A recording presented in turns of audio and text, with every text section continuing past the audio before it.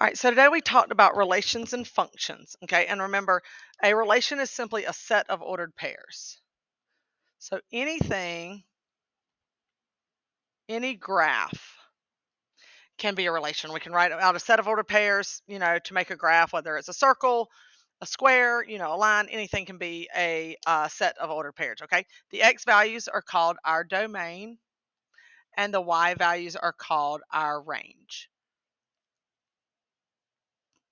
All right, so literally the first sets here, like for number one, we're going to write them as an ordered pair. That's what this is. Then we're going to break apart the domain and range. Then we're going to write that same ordered pair as a table, a mapping, and graph. Okay, so to make it all fit on here pretty, I'm going to have to kind of zoom in like I did and have to move the paper around a little bit, but just bear with me. Okay, so first and foremost, x values are our domain. So we put these little squigglies. Y'all, I teach math, not art. Okay, so my squigglies are ugly sometimes, all right? But literally, we're just writing the x values, and these are always in least to greatest order, okay, in numerical order from least to greatest. So up here, my smallest one is a -3. Then we go to -2, 1, and 3. Now, there were two -3s, but I don't need to write two of them. I can only have to write one. All right, and the same thing for the range from least to greatest. Okay, so that's our y values. So it's going to be -4, 0, 1, 2, and 5. Okay, and that's all they're asking. Whenever you're writing in a set notation, you put the little brackets around it, and we're good to go. All right, if you write it as a table, you literally go back to your original ordered pairs, and you just write the ordered pairs, right? The x and then the y. Order doesn't matter here. Just make sure that they are paired with the one that they should have gone with. Y'all, I've got this cough, so just ignore me if I kind of pause every once in a while. All right, now going back to the mapping, we're going to go back to the original where we wrote our domain and range, because this, again, needs to be from least to greatest. Okay, so I'm going to start with -3, -2, 1, and 3 on my domain side, and -4, 0, 1, 2, and 5 on my range side. And then all we do, and we talked about this in class about maps and what they mean, all we're doing is connecting what matches. So -3 goes to 1. So I'm literally going to draw an arrow from -3 to 1. -2 goes to 0. So I draw an arrow to 0. 1 goes to 2. 3 goes to -4. And then -3 also goes to 5. So I'm going to draw 2 arrows from -3. That tells me that goes to 1 and to 5. All right, and then on the graph, we're literally just going to graph the ordered pairs from the beginning. -3, 1, -2, 0, 1, 2, 3, -4, and -3, 5. Okay, so that's just what we're doing there.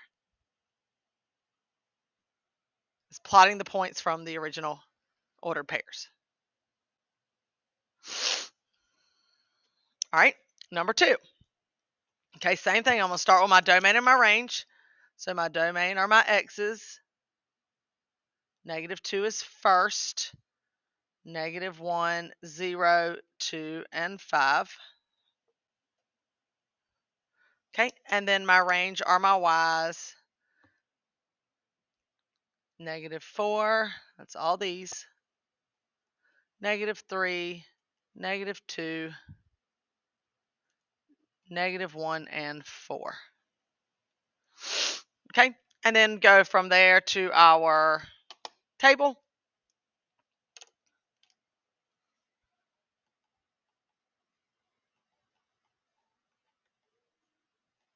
Literally just copying the ordered pairs.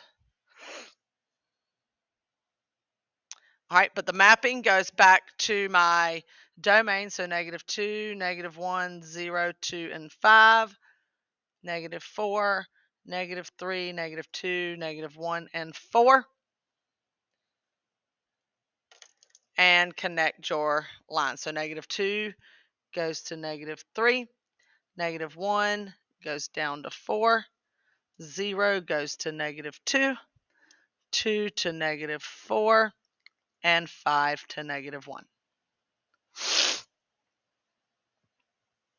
All right, and then plot those ordered pairs.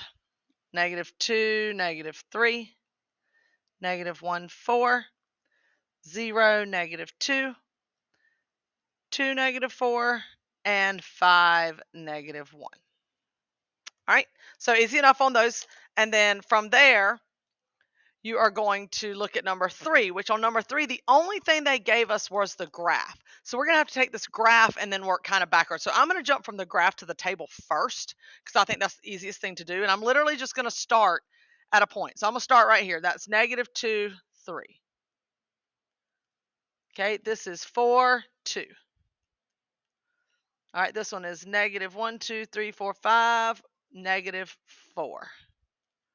This one is 0, -3, and 2, -5. Okay, so those are my ordered pairs. Okay, so now I can kind of put them in order over here on my mapping. So it's going to be -5, -2, 0, 2, and 4. And then -5, -4, -3, 2, and 3. And then we're just going to connect. -2 goes to 3, 4 goes to 2, -5 goes to -4, 0 to -3, and 2 to -5. All right, and then I can slide over and I can write these as a set, starting with -2, 3, 4, 2, -5, -4, 0, -3, and 2, -5. Okay, and then you can label your domain just like you did here, -5, -2, 0, 2, and 4. And your range would be -5, -4, -3, 2, and 3. Okay, so that's just filling in this kind of like summary sheet about domain and range and different ways that you can write those ordered pairs out.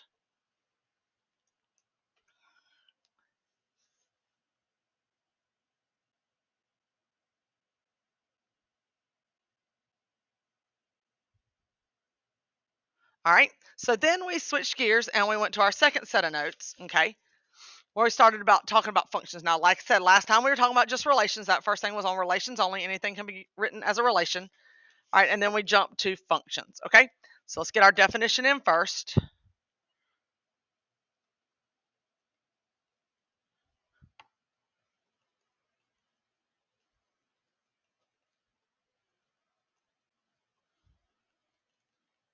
Okay, it is a special relationship between values where each input,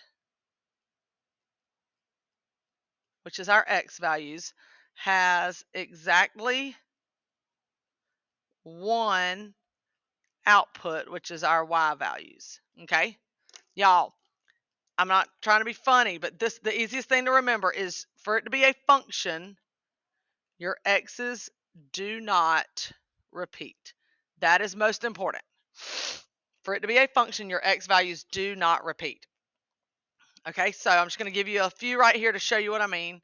If I gave you the set 2, 5, -1, 3, and 4, 6. Okay, notice my x values do not repeat, so this would be a function. But if I jump over here,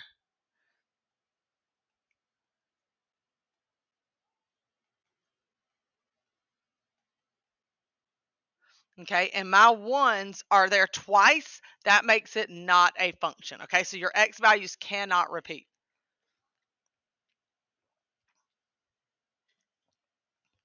Literally, like I was saying in class, this is one of the easiest topics because all you have to look at are your x values.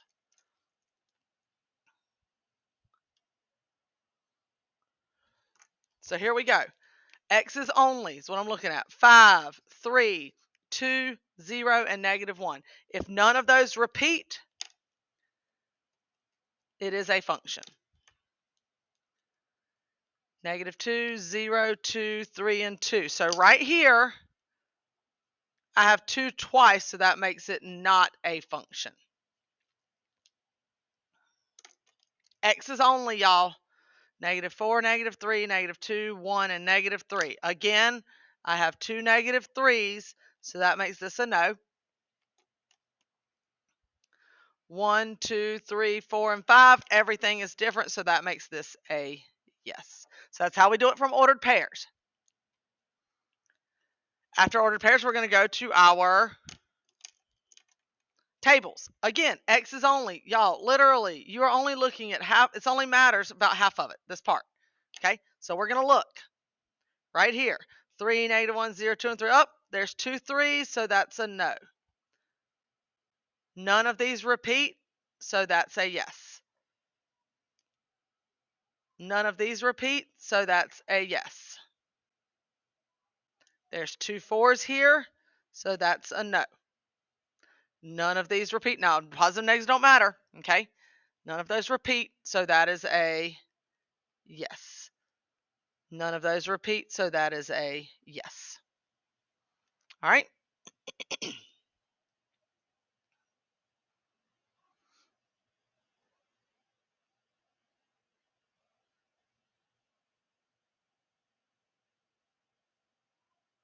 All right. So now we're going to go to the mapping. All right. So I'm going to write these out for the first couple just so you can see. Then we'll talk about the difference in the two. Okay. So -3 goes to 0. -1 goes to 4. 2 goes to 7. And 4 goes to 4. So again, you look only at your X's. I'm going to highlight those, but y'all know it's going to smear and aggravate me. Okay. And those X's are all different. So this is a function. All right. But for number 12, -4 goes to 4. -1 goes to -1. -1 also goes to 7. -2 goes to 3. And 1 goes to 7. So when we're looking at our X's only right here, okay, that -1 repeats. So that is a no.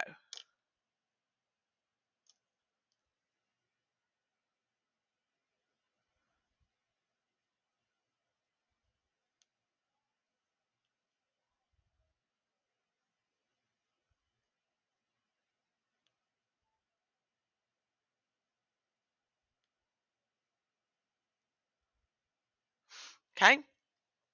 So then here, y'all, if you look, there was only one arrow coming from each of these in number 11, and it was a yes. The minute you have two arrows coming from a number, that makes it a no. So we have one arrow, so that makes this a yes.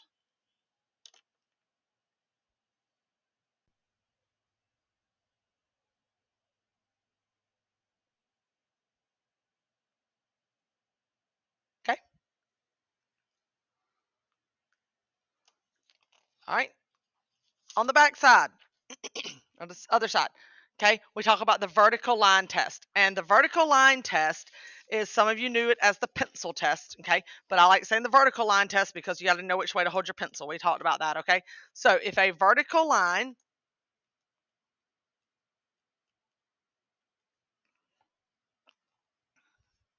intersects a graph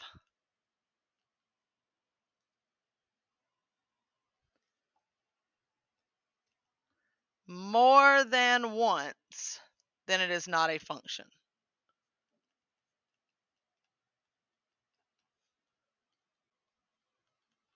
Okay, more than once. Okay, so what I mean by that, all right, is if I have a graph here,